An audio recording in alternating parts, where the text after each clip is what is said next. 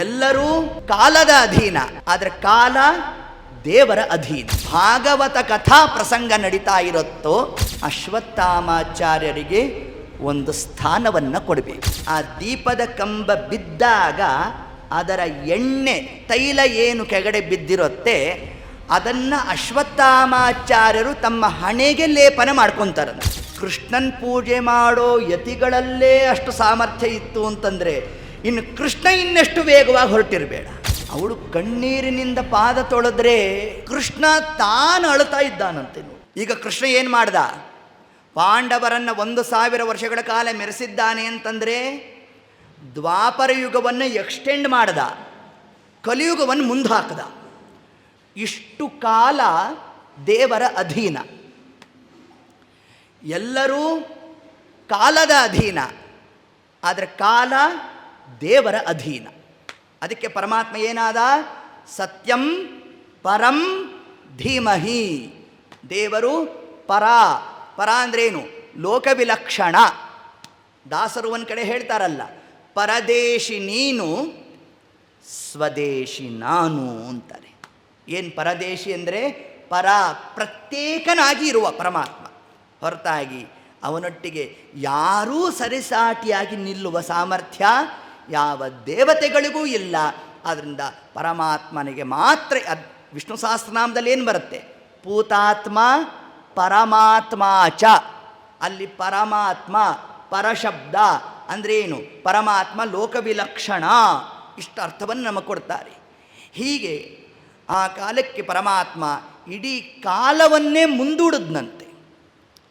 ಇದನ್ನೇ ಒಂದು ಕಡೆ ನಮಗೆ ಹೇಳ್ತಾ, ಕಾಲಾಂತರ್ಗತ ಕಾಲ ನಿಯಾಮಕ ಕಾಲಾತೀತ ತ್ರಿಕಾಲಜ್ಞ ಕಾಲ ಪ್ರವರ್ತಕ ಕಾಲ ನಿವರ್ತಕ ಕಾಲೋತ್ಪಾದಕ ಕಾಲಮೂರ್ತಿ ತವ ದಾಸೋಹಂತವ ದಾಸೋಹಂತವ ದಾಸೋಹಂತವ ದಾಸೋಹಂ. ಪರಮಾತ್ಮ ಕಾಲಾಂತರ್ಗತ, ಕಾಲನಿಯಾಮಕ, ಕಾಲಾತೀತ, ಕಾಲ ಪ್ರವರ್ತಕ, ಇವೆಲ್ಲವೂ ಕೂಡ ದೇವರ ಅಧೀನ. ಆ ಪಾಂಡವರನ್ನು 1000 ವರ್ಷಗಳ ಕಾಲ ಪರಮಾತ್ಮ ತಾನು ಮೆರೆಸ್ತೇನೆ ಅಂತ ಹೇಳ್ತಾ ಅಶ್ವತ್ಥಾಮಾಚಾರ್ಯರಿಗೆ ಶಾಪವನ್ನು ಕೊಟ್ಟ ಕೃಷ್ಣ. ಅಶ್ವತ್ಥಾಮಾಚಾರ್ಯರು ಹೆದರದ್ರಂತೆ. ಕೃಷ್ಣ ಅನುಗ್ರಹ ಮಾಡಪ್ಪ ಅಂತ ಹೇಳಿದಾಗ ಆ ಕಾಲಕ್ಕೆ ಪರಮಾತ್ಮ ತಾನೊಂದು ಅನುಗ್ರಹ ಮಾಡಿದ. ಏನು ಅನುಗ್ರಹ ಅಂತಂದರೆ, ಎಲ್ಲಿ ಭಾಗವತ ಕಥಾ ಪ್ರಸಂಗ ನಡೀತಾ ಇರುತ್ತೋ ಅಲ್ಲಿ ಅಶ್ವತ್ಥಾಮಾಚಾರ್ಯರಿಗೆ ಒಂದು ಸ್ಥಾನವನ್ನು ಕೊಡಬೇಕು. ಅವರು ಬರ್ತಾರೆ, ಇಲ್ಲಿ ಬಂದು ಕೂತು ಶ್ರವಣ ಮಾಡ್ತಾರೆ. ಶ್ರವಣ ಮಾಡಿದಾಗ ಅವರ ಹಣೆಯಿಂದ ಮಣಿಯನ್ನು ಕಿತ್ತಿದ್ದಾರಲ್ಲ, ಅದು ಬಹಳ ಬೇನೆ ಇದೆಯಂತೆ, ಬಹಳ ನೋವಿದೆಯಂತೆ ಅವರಿಗೆ. ಅದು ಉಪಶಮನ ಆಗೋದು ಯಾವಾಗ ಅಂತಂದರೆ ಭಾಗವತ ಕಥಾಶ್ರವಣ ಮಾಡಿದಾಗ. ಹಾಗಾದರೆ ಭಾಗವತ ಕಥಾಶ್ರವಣ ಅಶ್ವತ್ಥಾಮಾಚಾರ್ಯರಿಗೆ ಪೇಯ್ನ್ ಕಿಲ್ಲರ್. ಒಂದು ಹೇಗೆ ನಾವು ಪೇಯ್ನ್ ಕಿಲ್ಲರ್ ಅಂತ ತಗೊತೇವಲ್ಲ, ನಮಗೆ ನಿಮಗೆ ಒಂದು ಗುಳಿಗೆ. ಅಶ್ವತ್ಥಾಮಾಚಾರ್ಯರಿಗೆ ಯಾವುದು ಪೇಯ್ನ್ ಕಿಲ್ಲರು? ಭಾಗವತ ಗ್ರಂಥ. ಹಾಗಾದ್ರೆ ನಮಗೆ ನಿಮಗೆ ಯಾವುದು ಆಗಬೇಕು ಪೇಯ್ನ್ ಕಿಲ್ಲರ್ ಅಂದರೆ? ಶ್ರೀಮದ್ ಭಾಗವತ ಗ್ರಂಥ. ನೋಡಿ, ಅದನ್ನು ತಿಳಿಸ್ತಾರೆ. ಇಷ್ಟು ಅಂಶವನ್ನು ಹೇಳ್ತಾ ಮಹಾಭಾರತದಲ್ಲಿ ಇನ್ನೊಂದು ಪ್ರಸಂಗ ಬರುತ್ತೆ. ಇನ್ನೊಂದು ಅನುಗ್ರಹ ಮಾಡಿದ್ನಂತೆ ಕೃಷ್ಣ. ನೋಡಿ, ಯಾರ ಮನೆಯಲ್ಲಾದರೂ ಅಕಸ್ಮಾತಾಗಿ ದೀಪವನ್ನು ಹಚ್ಚೋ ಕಾಲಕ್ಕೆ ಕೈ ತಗಲಿ ದೀಪದ ಕಂಬ ಬಿದ್ದರೆ ಅವರ ಮನೆಯಲ್ಲಿ ಶುಭ ನಡಿಬೇಕು. ಇದೊಂದು ವ್ಯವಸ್ಥೆ ಮಾಡಿದೆ. ನಮಗೇನು ಅನಿಸುತ್ತೆ? ಏನು ಅಪಶಕುನ ಅಂತ ಅನಿಸುತ್ತೆ ಅಲ್ವಾ? ಇಲ್ಲ, ಅದು ಶುಭ. ಯಾಕೆ ಅಂತಂದರೆ, ಆ ದೀಪದ ಕಂಬ ಬಿದ್ದಾಗ ಅದರ ಎಣ್ಣೆ ತೈಲ ಏನು ಕೆಳಗಡೆ ಬಿದ್ದಿರುತ್ತೆ ಅದನ್ನು ಅಶ್ವತ್ಥಾಮಾಚಾರ್ಯರು ತಮ್ಮ ಹಣೆಗೆ ಲೇಪನ ಮಾಡ್ಕೊತಾರಂತೆ. ಲೇಪನ ಮಾಡಿಕೊಂಡಾಗ ಅವರ ಗಾಯಕ್ಕೆ ಉಪಶಮನ ಅಂತೆ. ಅದು ಆ ನೋವು ಏತತ್ಕಾಲಕ್ಕೆ ಸ್ವಲ್ಪ ಅದು ಕಡಿಮೆ ಆಗುತ್ತಂತೆ. ಆದಾಗ ಆ ಮನೆಯಲ್ಲಿ ಇರ್ತಕ್ಕಂಥವರಿಗೆ ಹರಿಸ್ತಾರಂತೆ. ನಿಮ್ಮ ಮನೆಯಲ್ಲಿ ಶುಭ ಆಗಲಿ ಅಂತ ಅನುಗ್ರಹ ಮಾಡ್ತಾನೆ. ಕೃಷ್ಣ ಒಂದು ಮಾತನ್ನು ಸೇರಿಸ್ದ, ಅದನ್ನು ನಾವು ತಲೆಯಲ್ಲಿ ಇಟ್ಕೋಬೇಕು. ಅಕಸ್ಮಾತಾಗಿ ಕಂಬ ಕೈ ಜಾರದ್ರೆ, ಹೊರತಾಗಿ ನಾವೇ ಕಂಬ ತಳ್ಳಿಬಿಟ್ಟು ಅಶ್ವತ್ಥಾಮಾಚಾರ್ಯ ಬನ್ನಿರಿ ಹಚ್ಕೊಂಡಿದ್ದಾಯ್ತಾ ನಮಗೆ ಅನುಗ್ರಹ ಮಾಡಿರಿ, ಹಂಗಲ್ಲ.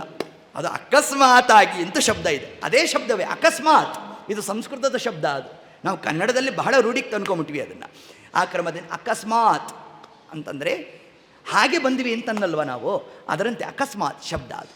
ಆ ಕ್ರಮದಲ್ಲಿ ಅಶ್ವತ್ಥಾಮಾಚಾರ್ಯ ಅನುಗ್ರಹ ಮಾಡ್ತಾ ಇನ್ನೊಂದು ಅನುಗ್ರಹ ಮಾಡ್ದ ಅಶ್ವತ್ಥಾಮಾಚಾರ್ಯರಿಗೆ. 28ನೇ ಕಲಿಯುಗ ಇದು. ಈಗ ವೇದ ವಿಭಜನೆ ಮಾಡಿದ್ಯಾರು? ವೇದವ್ಯಾಸ ದೇವರು. ಮುಂದಿನ 29ನೇ ಕಲಿಯುಗದಲ್ಲಿ ವೇದ ವಿಭಜನೆಯನ್ನು ಭಗವಾನ್ ವ್ಯಾಸರು ಮಾಡುವಲ್ಲ, ಅಶ್ವತ್ಥಾಮಾಚಾರ್ಯರು ಮಾಡ್ತಾರೆ. ಅಂದರೆ ವ್ಯಾಸಪೀಠದಲ್ಲಿ ಕೂಡೋರು ಯಾರು?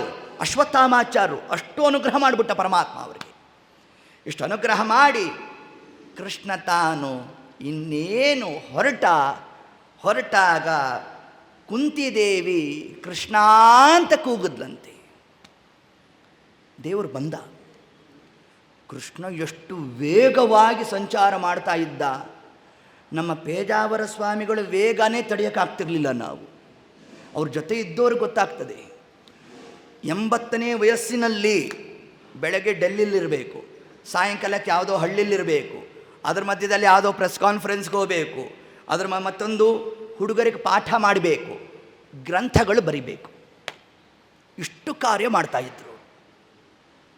ಪಾಠ ಮಾಡ್ತಿದ್ದಿದ್ದು ಯಾವಾಗ ಗೊತ್ತಾ? ಅವರು ಈ ಗಾಡೀಲಿ ಒಂದೂರಿನಿಂದ ಒಂದೂರಿಗೆ ಹೋಗಬೇಕಾದ್ರೆ ಸಮಯ ಇರೋದಲ್ಲ, ಆ ಸಮಯದಲ್ಲಿ ಪಾಠ ಮಾಡೋರು.